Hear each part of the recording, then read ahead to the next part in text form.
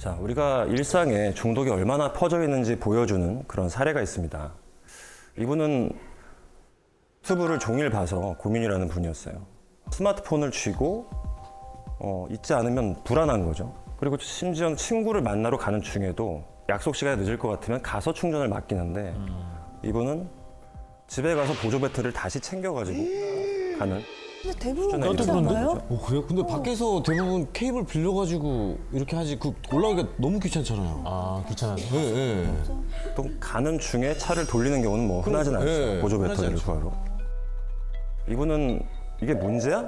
자기는 문제가 없다고 생각을 하다가 친구가 야 약속 시간에 왜 늦어? 그것 때문에 늦는 게 말이 돼? 이제 이러니까 이게 문제야? 그래? 하고 SNS 뭐 너튜브를 또 찾아봐요. 그걸 찾아보면서 다시 거기서 못 나오는 거죠 이제 또. 참 근데 이게 뭐 남의 일이 아닙니다 사실.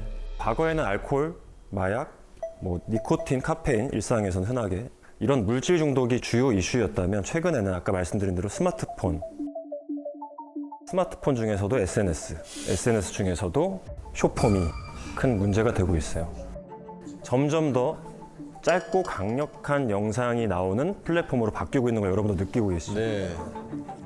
페이스북의 공동 창업자 션 파커라고 하는 사람이 있는데 이 사람이 무슨 얘기를 했냐.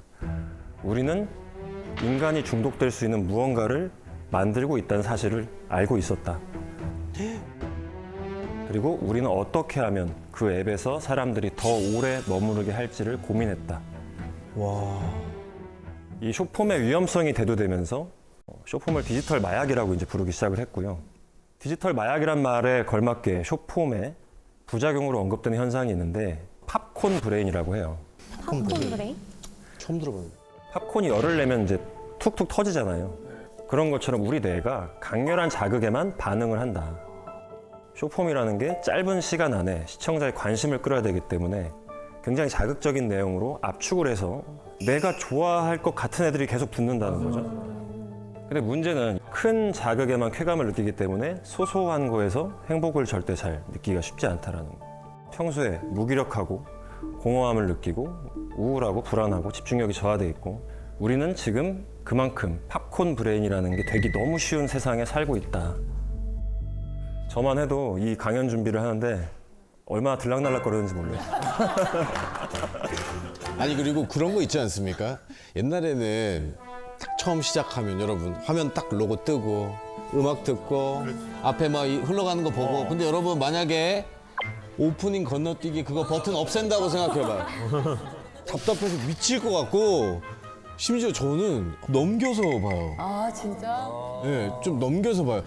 너무 온다. 저 주인공이 너무 별거 아닌데 너무 온다. 그러면 살짝 울음 그칠 대로 돌려서 보고.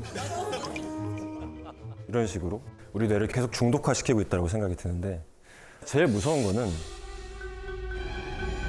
뇌가 망가진다라는 얘기들이 나오는 거죠. 특히 뇌의 전두엽, 이 앞쪽 뇌거든요. 얘네들이 손상이 되고 있다. 중독자분들의 가족들은 너 왜 이렇게 의지가 없냐라고 얘기를 많이 합니다. 근데 그 의지가 어디 있냐면 여기 있어요. 여러분의 앞쪽 뇌. 전두엽. 앞쪽 뇌는 중독이 진행될수록 계속 망가지는데 의지를 발현할 수 있는 부위가 망가진 사람한테 너 왜 이렇게 의지가 없냐라고 얘기를 하는 거는 접근 자체가 잘못된 거죠. 결국에는 뇌가 망가지면서 즉각적인 만족만을 추구하는 그런 사람으로 바뀌게 돼요. 중요한 거는 중독된 뇌에는 특징이 있어요. 우리 뇌가 안정감을 느끼는 게 알파파가 나올 때인데 이 앞쪽이 굉장히 녹색이고 일반적인 뇌는 이런 상태여야 되는데 스마트폰을 계속해서 하는 분들의 뇌가 실제로 보니까 저 앞뇌가 이제 퍼렇죠. 30, 25 정도까지 막 떨어져 있는 거거든요. 우리 뇌에서 안정감을 느끼게 해주는 알파파가 지금 잘 안 나오게 된다는 걸 보여주는 겁니다.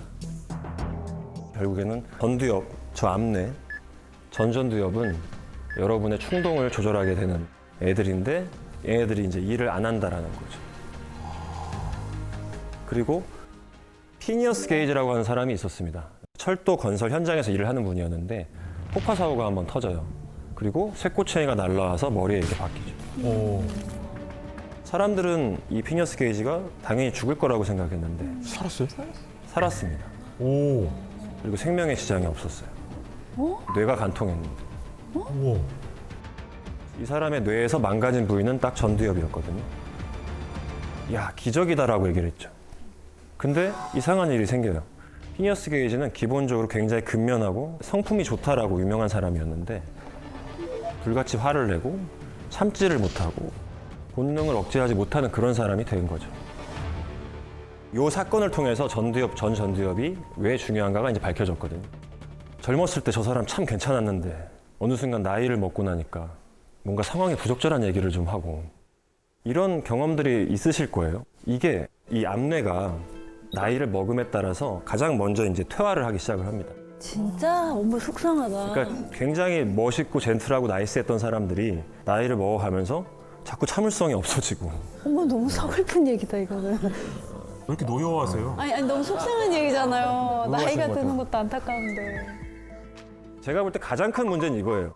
옛날에는 내 뇌가 망가질 쯤에서 내 몸도 같이 망가졌어요. 몸이 자꾸 살아있으니까. 아, 그러네. 수명이 뇌는 어쩔 수 없이 망가지니까.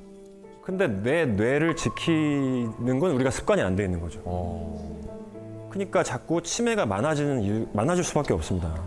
어쨌든 여러분, 미친 듯이 뇌가 퇴화하는 일을 우리는 멈추자라는 게 취지고요. 그리고 아까도 말씀드렸지만 가족력이 가장 센 게 중독이고 가장 많이 연구가 되어 있는 게 이제 알코올 중독이에요. 그래서 우리가 환경이 중요하냐, 타고난 게 중요하냐 이런 걸 이제 연구를 할 때 쌍생아 연구를 하거든요. 알코올 중독 같은 경우는 입양된 가정의 어떤 음주 문화나 양육 환경과는 아무 상관없이 친부모가 같을 때 중독자가 될 가능성이 보통 사람보다 4배 이상 높다는 연구가 있어요. 그만큼 우리가 타고나는 게 굉장히 중요하다는 거고요. 사실 심리학자들도 알코올 중독은 특히 다른 중독에 비해서 조금 유난히 좀 심각하고 피해가 굉장히 광범위하다라고 많이들 인식하고 있거든요. 네. 그런 이유가 또 특별한 게 있겠죠. 저는 이제 우리나라에서 갖고 있는 문제가 좀 상당히 크다라고 생각을 합니다. 우리나라가 술에 너무 관대한 문화를 갖고 있어요. 뭐 제가 어릴 때만 해도 술은 어른한테 배워야 된다라면서 뭐 이런 식의 술을 많이 권했고 음복 문화도 있었고. 근데 뭐가 안타깝냐면 현장에 있는 사람으로서 그렇게 해서 중독이 되기가 너무 쉬운 문화권을 갖고 있는데 중독자가 되면요. 그 어느 나라보다 이상하게 쳐다봐요. 낙인을 찍는다고 하죠. 맞아. 그래서 치료가 굉장히 늦어지고 치료를 시작하더라도 이 관대한 문화권에 있기 때문에 가족들조차 오늘은 마셔. 야 우리랑 먹는 거 괜찮아 이렇게 되는 거예요. 맞아. 오늘은 괜찮아. 아, 맞네. 그리고 아까 중독에 빠지면 암뇌가 망가진다라고 했죠. 그냥 한 번 포금을 하면 이 뇌가 확 쪼그라들어요. 이 탈수에 굉장히 민감한 장기가 이제 뇌입니다. 뇌가 이제 평소에 축축하게 있거든요. 척수액에 쌓여가지고.